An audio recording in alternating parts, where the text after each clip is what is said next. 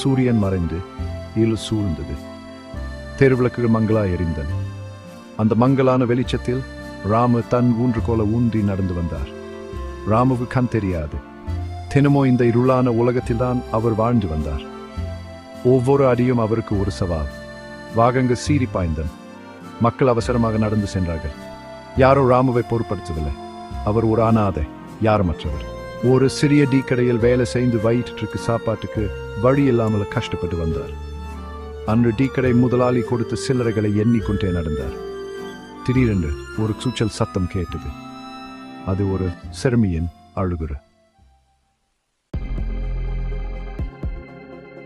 அந்த பக்கம் யாரோ சண்டை போட்டுட்டு இருப்பதா நினைச்சு ராமு வேகமா நடந்தார். ஆனால் அந்த அழுகுல் அவரை நெருங்கி வந்தது. அம்மா, அப்பா என ஒரு சிறுமி அழுது கொண்டே ஓடி வருவது தெரிந்தது. அவளுக்கு பின்னால் யாரோ துருது போல் இருந்தது. ராமு பயந்தார். என்ன செய்வதுன்னு தெரியாமல் நின்றார்.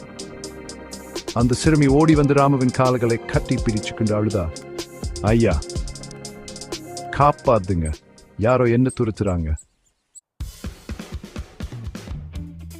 ராமுவுக்கு ஒன்றும் புரியவில்லை. ஆனால் அந்த சிறுமியின் பயம் அவருக்கு புரிந்தது. பயப்படாதம்மா, நான் இருக்கேன் என்று தைரியமா சொன்னார். அந்த சிறுமியை தூக்கி தோளில் போட்டுக்கொண்டு வேகமாக நடக்க ஆரம்பித்தார். அவருக்கு வழி தெரியாது, எங்கு செல்வது என்ன தெரியாது. ஆனால் அந்த சிறுமியை காப்பாற்ற வேண்டும் என்ன மட்டும் வலுவாயிருந்தது.